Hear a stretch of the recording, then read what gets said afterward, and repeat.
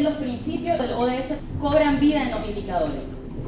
Vamos a ver algunos ejemplos que gracias a mis compañeros de OPS y de UNICEF hemos podido construir, que tienen ese potencial integrador, tanto del ODS y de sus actores. Esas interconexiones que estábamos viendo hoy se representan con mucha claridad y especificidad dentro de los indicadores.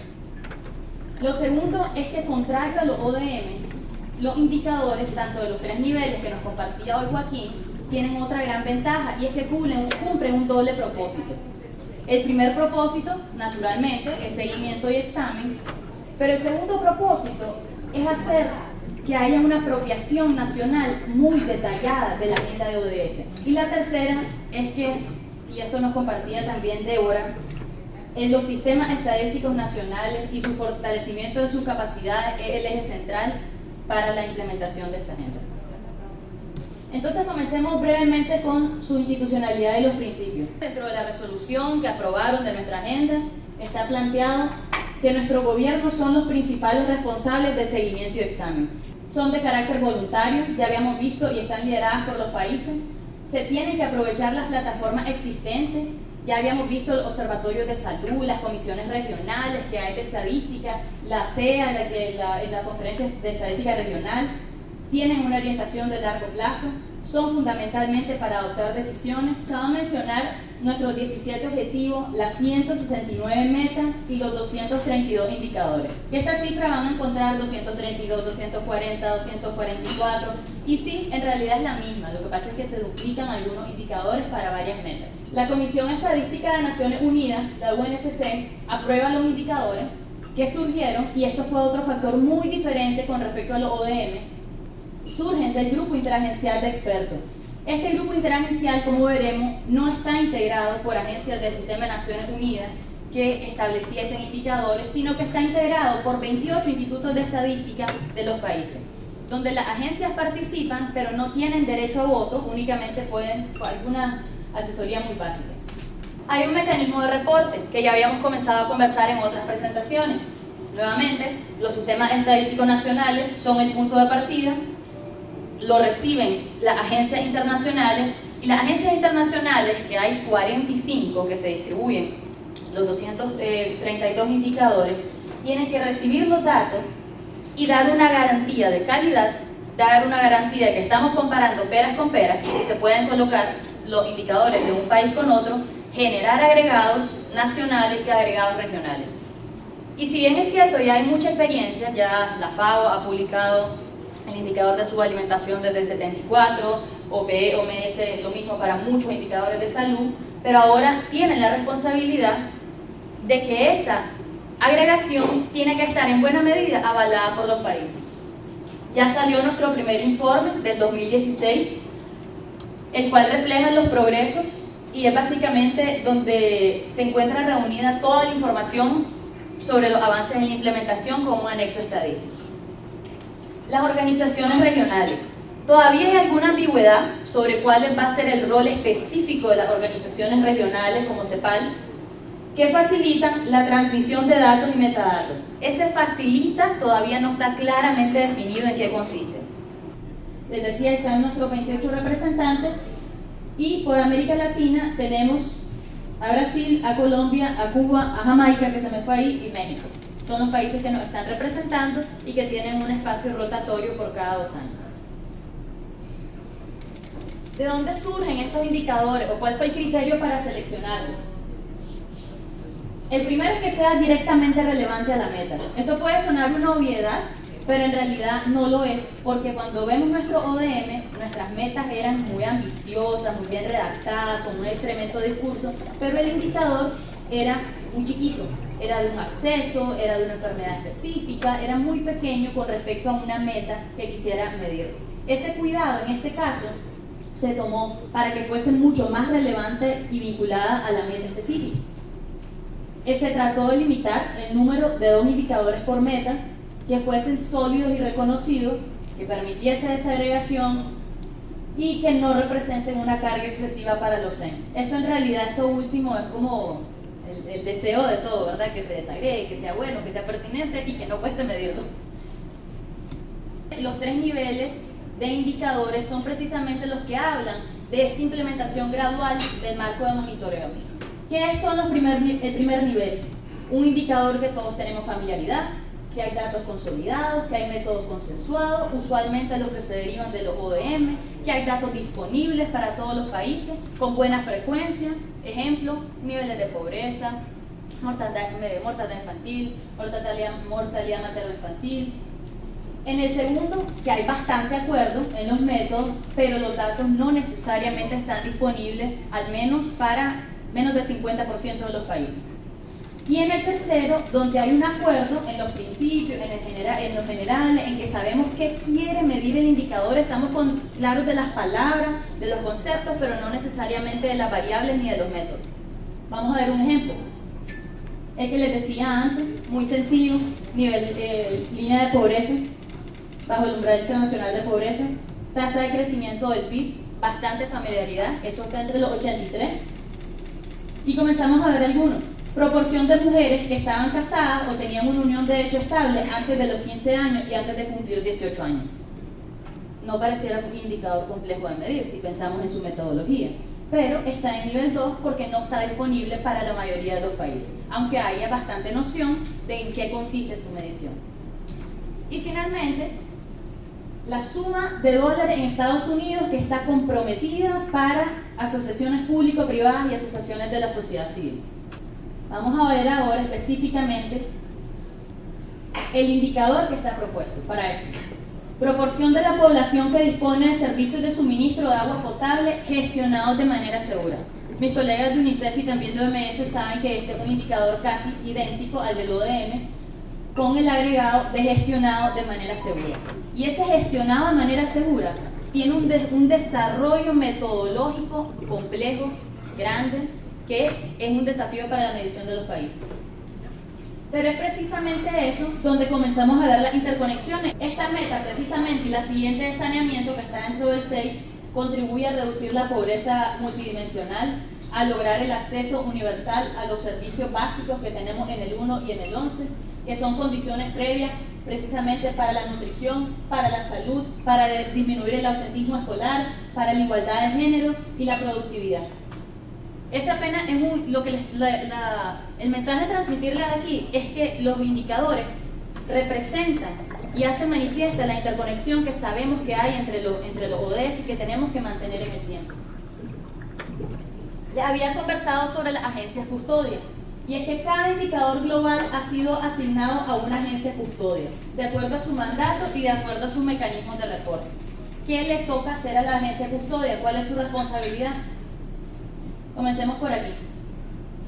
Tiene que apoyar una mayor apropiación de los países dentro de estándares internacionales. Tiene que proveer documentación sobre el indicador, el metadato, la descripción muy fina de cómo se mide el indicador, trabajar con los sistemas estadísticos nacionales para desarrollar los nuevos indicadores, compilar series de datos y, por supuesto, el trabajo con los CEN para la validación de estimados y ajustes de datos. Me quisiera quedar un momento en esto porque estoy seguro que este es un dolor de cabeza que todos hemos pasado. Aparece el dato publicado en el reporte y de dónde salió esa cifra y cómo se estimó y ¿por qué no coincide con lo que va? Bueno, este es precisamente otro de las innovaciones que tiene el marco de monitoreo de los ODS. Y es que cualquier dato, incluso los datos que surgen de estimaciones que tradicionalmente venimos haciendo, debería de pasar por un proceso de validación de estimados y ajustes que se hagan, lo cual no es fácil. Hay indicadores que ya lo hacen habitualmente. El indicador precisamente que les mostraba antes tiene dentro de su metodología que lleva un año de desfase porque se demora un periodo previo en hacer una consulta y una validación para el país. Y le dicen, este es el dato, lo medí así, este es el modelo, y se hace un proceso de validación antes de su publicación. Esa misma exigencia ahora se está haciendo para prácticamente todos los indicadores, al menos del nivel 1. Y nuevamente, la principal responsabilidad de las agencias custodias, fortalecer las capacidades nacionales para que los países los recolecten, los integren y los puedan analizar para la toma de decisiones. Nos comentaba por la mañana Joaquín sobre los reportes nacionales voluntarios y que ha habido muchos voluntarios por parte de América Latina. Aquí hay que hacer una aclaración, Y es que el reporte voluntario no es necesariamente de todos los indicadores. El reporte voluntario que se hizo para facilitar experiencias, para buscar esa apropiación, para que las instituciones gubernamentales pudieran movilizar apoyos, lo que contiene ese informe es precisamente qué circunstancias hay en el país, cómo van avanzando en esas comisiones que han creado, cómo han hecho los arreglos institucionales, y se tiene que enfocar en estrategias, políticas, procesos de planificación y, cuando lo haya, líneas de base. Esta era la cifra que les estaba transmitiendo antes, que en el nivel 1 tenemos 83, en el nivel 2 también tenemos 59, 83 y 5 están clasificados en varios. Lo que esto nos muestra es que en estos dos niveles es donde tenemos, sobre todo aquí, un tema de cobertura y frecuencia de los datos, y aquí un tema de discusión a lo largo de 5, 10 años. De hecho, este plan de trabajo, el primero que salió para comenzar a construir estos métodos, ya es de 5 años. Hay un plan de trabajo de 244 páginas de cómo se va a desarrollar el método para esos 83. Ahora veamos cómo se distribuyen nuestros indicadores dentro de los ODS. Y aquí comienza a haber información muy interesante sobre por qué hay más ODS en unos que otros. Vemos que destaca inmediatamente salud y bienestar, con 26 indicadores. ¿Por qué? Justo a la mesa que nos tocó hacer el análisis del indicador del ODS número 3, podíamos coincidir de que, uno, hay muchas interconexiones, y esas interconexiones, como les insisto, se reflejan en los indicadores. Y dos, este ODS viene del ODM. Hay mucho monitoreo de enfermedades dentro de los indicadores, y eso hace que haya una cifra bastante alta. Y si vemos en los temas nuevos que estamos entrando, en clima, en vida submarina, en energía, hay muchos menores indicadores. ¿Y por qué hay 25 en Alianza? Alianza es sobre todo el cómo de los indicadores, del marco de los ODS, donde ya es igualmente importante el cómo a como lo es el qué, y el cómo está sobre todo en los 25. Hay algunos indicadores de medio de implementación en los otros, pero sobre todo están en estos 25. Y ahí es donde comenzamos a ver que efectivamente se está implementando como se debería implementar. Este otro dato les quería mostrar. En el azulito es el nivel 1, este es el nivel 2 y este es el nivel 3. Reparó de nuevo en el ejemplo de salud, donde tenemos 12 en nivel 1. ¿Qué nos dice ahí? Que no solo es el ODS que tiene más indicadores, teniendo 26, sino que es el ODS que tiene más indicadores ya consolidados, que tiene 12.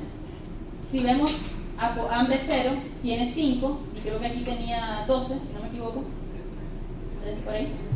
Y vemos en otros indicadores, por ejemplo, vamos al mismo, clima ni siquiera tiene ninguno en nivel 1. Entonces aquí, en estos, los desafíos para poder hacer estas mediciones son todavía más complejos. Miremos producción, donde teníamos esa producción y consumo sostenible, también de esos enfoques nuevos de sostenibilidad que tenemos. Tenemos aquí todavía, a pesar de que hay 13 indicadores, apenas hay uno en nivel 1. Quiere decir que como que las agencias internacionales estamos listas para apoyar a los países en un indicador en este ODS. Y estamos listas para fortalecer las capacidades de los países en 12 en este ODS. Este pastel, que no sé si se ve muy bien, es cómo tenemos distribuidos las agencias, las 45 agencias que están distribuidas como agencias custodia. El Banco Mundial con 25, también muchos indicadores de nivel 1, porque son los indicadores que tradicionalmente ha venido midiendo, con pobreza, con PIB, muchos indicadores macroeconómicos. Vuelve a destacar OMS con 23 indicadores, FAO con 21, el ambiente con 31, UNEP con 31 y así.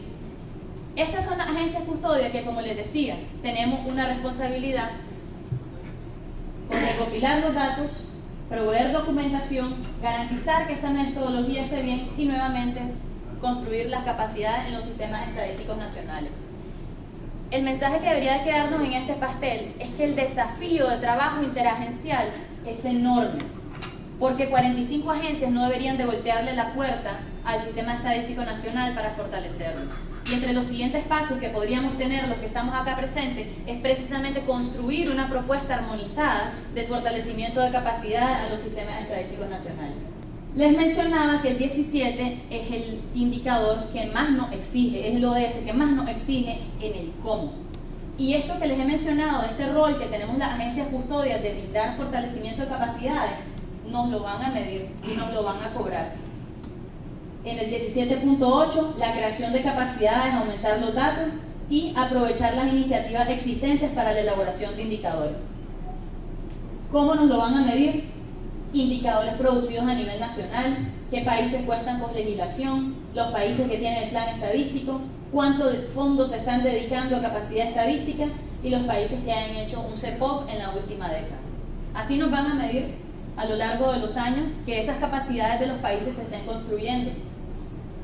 Me quisiera detener en el países que cuentan con legislación nacional estadística. Por la mañana Joaquín nos compartía el ejemplo de Colombia, donde van ya hicieron una estructura institucional, ya lo están incluyendo en su plan país y ya se están comenzando pero si es que ya no avanzaron, al igual que México, al igual que Brasil, incluso que Guatemala, que Belice, que están apropiando y masticando y digiriendo esos indicadores. Y los INIDE y los INE de esos países, en el caso que tenían una institucionalidad tal vez no muy activa, ahora son los rockstars, son los chavalos de la película, porque como entidad rectora de los sistemas estadísticos nacionales, hay países que están actualizando su legislación, que ya están con decreto ejecutivo, que están mandando, que están haciendo talleres, que están levantando una cantidad de información de panorama que lo está posicionando. Entonces vamos a ver cuáles son esos desafíos para esos sistemas estadísticos nacionales que ahora les cae una carga importante de trabajo.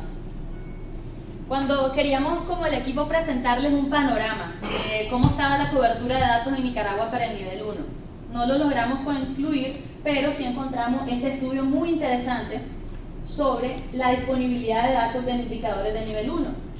¿Qué les dice esta gráfica? Aquí dice cuántos países lo están midiendo y aquí dice con qué frecuencia. Estos son todos los 83. En teoría los deberíamos de tener apiladitos a todos ahí y no los tenemos. Y es preocupante de que no los tengamos los 83 que afirmamos tener en nivel 1, cuando metodológicamente estamos tranquilos y tenemos cobertura y aún así tenemos problemas. Sin embargo, es bastante buena dentro de lo posible. Aquí verán algunos que alteran ahí la distribución. La frecuencia es muy diferente, la frecuencia la ven en esta línea, ¿verdad? Si vemos aquí hay agrupaditos, pero la frecuencia a lo largo de 15 años, este es un ejercicio que se hizo desde el 2015, la frecuencia está bastante dispersa. Algunos sobresalen por su disponibilidad. Aquí compartía con Gerardo y se sorprendía de que el que está aquí en el 100%, el que está en todos los años y en todos los países, proporción de individuos usando internet. Ese es el indicador que está todos los años, el 100% de los países. Me imagino, especulábamos con Gerardo de que seguramente la fuente debe ser Google, ¿verdad? Porque no encontramos otra aplicación de que sea ese el que está en un 100%. Y hay algunos que sí que se han quedado atrás, que andan por aquí, este rojito, que es el 4C1, que solo está disponible para los países, que es el número de docentes que han recibido algún tipo de entrenamiento académico para ser docentes. Entonces, eso solo tenemos, a pesar de que este nivel 1, apenas tenemos 31 países. Y como me verán, con poca frecuencia.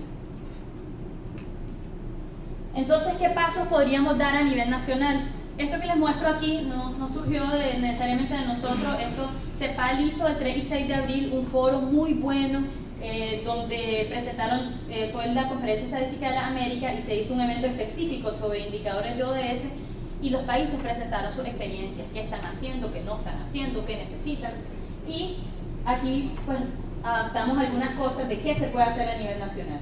Lo primero, como les mostraba en el estudio, es analizar la disponibilidad de datos para poder alimentar los indicadores según la metadata específica, es decir, según la metodología que se ha consensuado internacionalmente. No es venir y decir, mira, tiene las mismas palabras, se parece. Con Gerardo detectamos cuando estábamos comparando metodología hasta diferencias muy chiquitas que son importantes. Ya el examen de los indicadores nacional y regionales para decir de estos 83, estos son los 40 que nacionalmente puedo medir y estos son los 30 que me interesa medir en los próximos 3 años.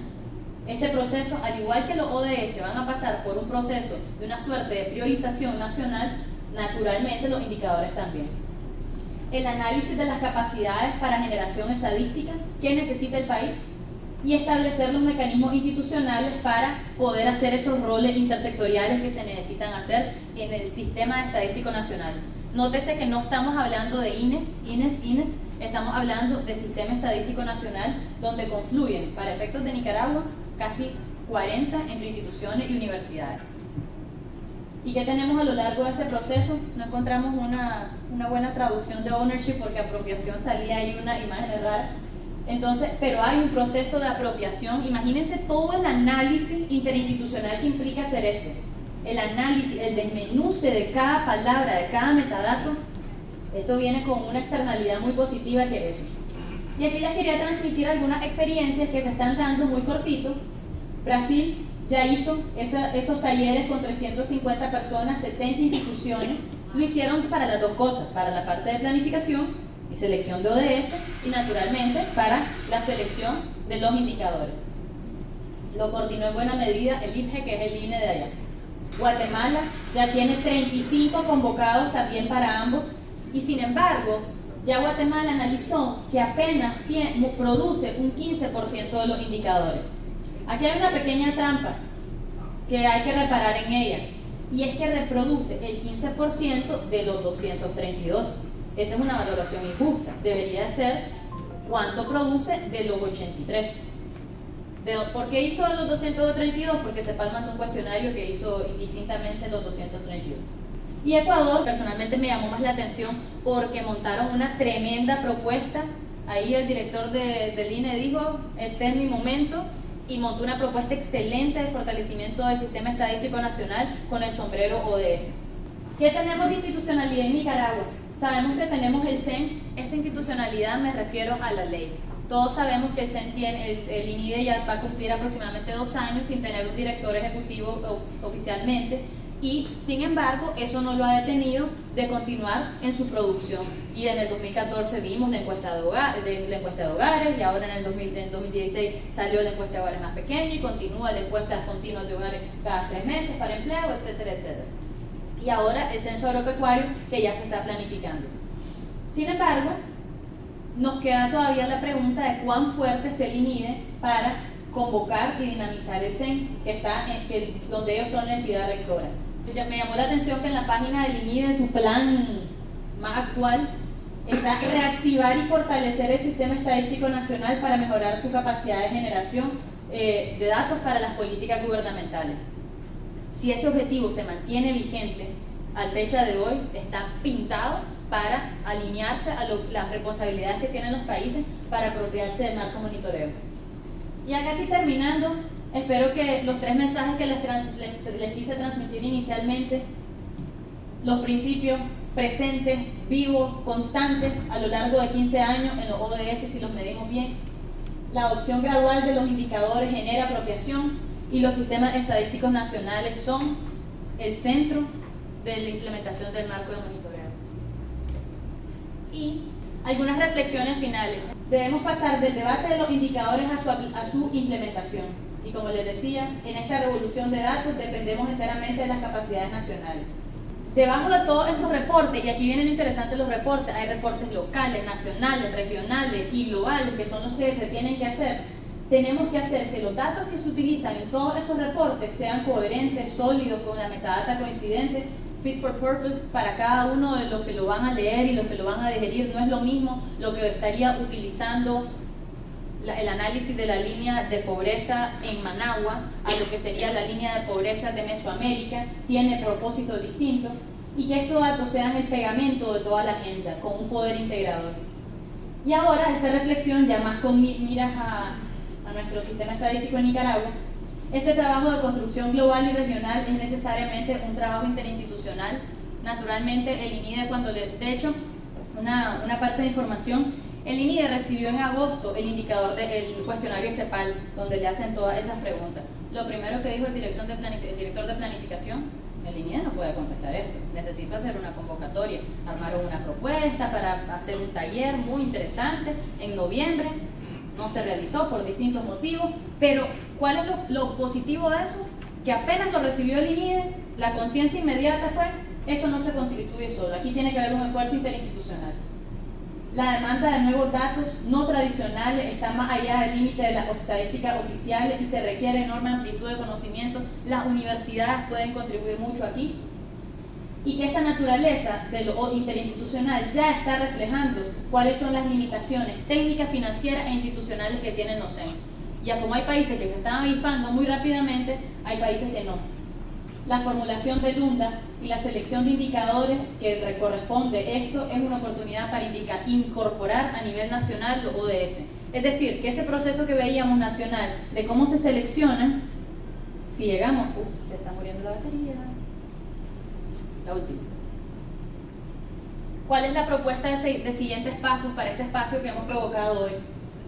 Construyamos un panorama sobre la disponibilidad de datos en Nicaragua. Ese grafiquito que les mostré, qué interesante sería tener ese gráfico para nosotros, que no es una línea de base, es el panorama de cuán disponibles están los datos en Nicaragua. Integrar en la medida de lo posible los metadatas de indicadores nacionales. ¿Qué significa esto? Que juntemos y que hagamos el catálogo de al menos de estos 38, donde lo haya, de las metodologías. Ya como hay un catálogo que los invito a conocer en la página de los indicadores, de los metadatos, poder hacerlo. Y finalmente, construir una propuesta armonizada del fortalecimiento de capacidad estadística. Ya FAO tuvo un primer acercamiento con INIDE, los mandamos a un taller a capacitarse sobre ODS FAO. UNFPA hizo exactamente lo mismo y mandó a la misma gente, pero qué interesante sería que pudiéramos generar, al menos las agencias que estamos acá, una propuesta armonizada de fortalecimiento de capacidad estadística y que ojalá se incorporase dentro de nuestro UNDA.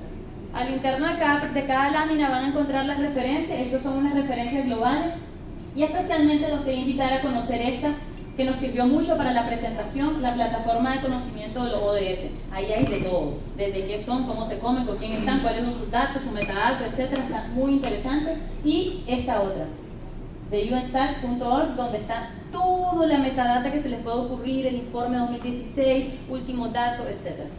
Eso es básicamente lo que teníamos para compartirles hoy y esperamos que estas reflexiones contribuyan y sobre todo que nos ayuden a darnos cuenta del gran potencial que tienen los indicadores, nuevamente de ser ese pegamento y esa vida que mantenga a lo largo del tiempo nuestros principios de los ODS.